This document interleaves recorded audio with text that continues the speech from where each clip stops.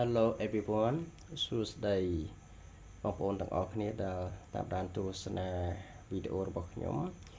អូខេក្នុងវីដេអូនេះដែលខ្ញុំលើកឡើងពីអត្ថបទកាសែតមួយដែលមានចំណងជើងថា Cambodia wins UNESCO Intangible Heritage Committee seat for 2026 to 2030 ប្រទេសកម្ពុជាបានឈ្នះកៅអីគណៈកម្មការបេតិកភណ្ឌអរូបីនៅអង្គការ UNESCO សម្រាប់អាណត្តិឆ្នាំ2026ទៅឆ្នាំ2030 Cambodia has been elected to the UNESCO Intergovernmental Committee for the Safeguarding of the Intangible Cultural Heritage for the 2026 to 2030 term អូខេយើងមកសិក្សាពាក្យគន្លឹះជាមុនសិន Intergovernmental យើងប្រែថាអន្តររដ្ឋាភិបាលរីឯពាក្យថា Intangible Cultural Heritage យើងប្រែថាបេតិកភណ្ឌវប្បធម៌អរូបីអូខេយើងមកបកប្រែឃ្លានឹងទាំងអស់គ្នាប្រទេសកម្ពុជាត្រូវបានគេបោះឆ្នោតជូនជាគណៈកម្មការអន្តររដ្ឋាភិបាលមួយនៅក្នុងអង្គការ UNESCO សម្រាប់ការការពារអភិរក្សបេតិកភណ្ឌវប្បធម៌អរូបីសម្រាប់នីតិកាលឆ្នាំឬក៏អាណត្តិឆ្នាំ2026ទៅ2030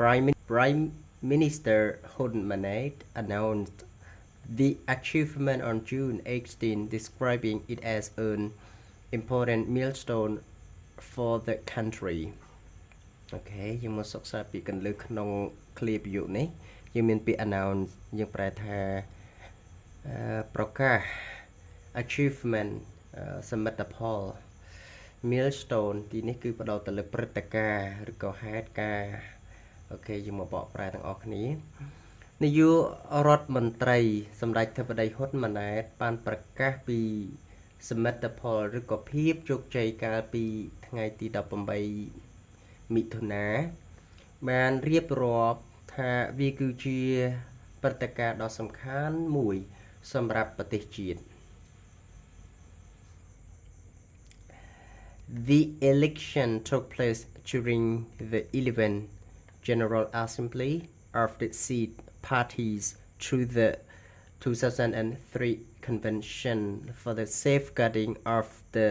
Intangible Cultural Heritage held at UNESCO headquarters in Paris ឥឡូវយើងមកសិក្សាពីគន្លឹះក្នុងអត្ថបទនេះយើងមានពាក្យ General Assembly យើងប្រែថាមហាសន្និបាតរាយពាក្យថា headquarter យើងប្រែថាទីស្នាក់ការកណ្ដាលអូខេការបោះឆ្នោតដែលបានកើតឡើងក្នុងអំឡុងពេលនៃមហាសន្និបាតនៃភាគីរដ្ឋក្នុងសន្និសីទសញ្ញា2003នៃការពីអភិរក្សបេតិកភណ្ឌវប្បធម៌អរូបីដែលបានធ្វើឡើងនៅទីស្នាក់ការកណ្ដាលអង្គការ UNESCO ក្នុងទីក្រុងប៉ារីស Representatives from 185 member states participated in the assembly and voted on committee membership តំណាងនៃសមាជិករដ្ឋ185នាក់បានមកចូលរួមក្នុងសន្និបាតហើយបោះឆ្នោតជូនសមាជិកភាពគណៈកម្មការ Cambodia's selection reflects increasing international recognition of its efforts to preserve and promote intangible cultural heritage including traditional performing arts craftsmanship, ritual, and other living cultural practice អូខេនៅក្នុងឃ្លាប្រយោគនេះយើងមានពាក្យមួយចំនួនដូចជា reflect យើងប្រែថាឆ្លុះបញ្ចាំង preserve អភិរក្ស craftsmanship អាចថាសិប្បកម្មដោយដៃ ritual ឬក៏កម្មវិធីកម្មបែបសាសនាអូខេការ ជ្រើសរើសប្រទេសកម្ពុជាវាគឺជាការឆ្លុះបញ្ចាំងអំពីការកើនឡើងនៃការទទួលស្គាល់ថ្នាក់អន្តរជាតិនៃកិច្ចខិតខំប្រឹងប្រែងអភិរក្សនិងលើកស្ទួយបេតិកភណ្ឌវប្បធម៌អរូបីរួមមានសិល្បៈការសម្ដែងបែបប្រពៃណីហើយនិងហត្ថកម្មសិប្បកម្មនិងពិធីកម្មសាសនារួមទាំងការប្រព្រឹត្តតាមបែបវប្បធម៌នៃការរស់នៅដទៃទៀត The committee plays a key role in implementing the 2003 convention and overseeing global heritage safeguarding initiatives អូខេនៅក្នុងនេះគឺយើងមានពាក្យយើងមានតែពាក្យថា initiative ដែលយើងអាចប្រែថាជាកិច្ចដូចដើមដំបូងអូខេគណៈកម្មការបានដើរតួនាទីយ៉ាងសំខាន់ក្នុងការអនុវត្តនៅអនុសញ្ញា2003ហើយនឹងការអភិរក្សបេតិកភណ្ឌជុំវិញពិភពលោក As a committee member, Cambodia will help promote the convention objectives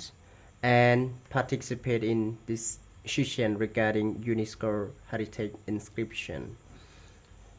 The country has already secured UNESCO recognition for several cultural traditions, including the Royal Ballet of the Cambodia,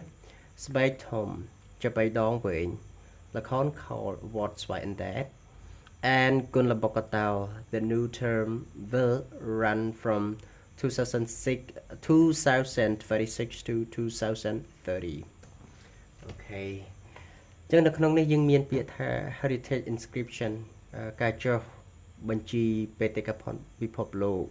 ការចុះបញ្ជីបេតិកភណ្ឌនៅអង្គការ UNESCO អូខេហើយ recognition ប្រតិការទទួលស្គាល់អូខេក្នុងនាមជាបេក្ខភាពគណៈកម្មការប្រទេសកម្ពុជានឹងជួយលើកស្ទួយនៅកិច្ចនៅគោលបំណងនៃអនុសញ្ញាហើយនឹងចូលរួមក្នុងការសម្រេចចិត្តយោងទៅតាមការចុះបេតិកភណ្ឌនៅក្នុងអង្គការ UNESCO ប្រទេសកម្ពុជាក៏បានទទួលស្គាល់នៅវប្បធម៌ប្រពៃណីជាច្រើននៅអង្គការ UNESCO រួមមានរបាំ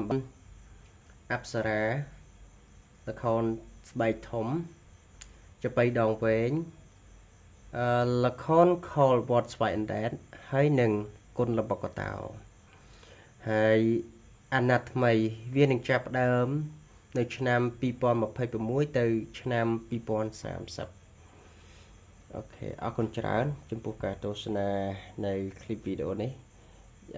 យើងនឹងជួបគ្នានៅវីដេអូក្រោយៗទៀតបាទសូមជម្រាបលា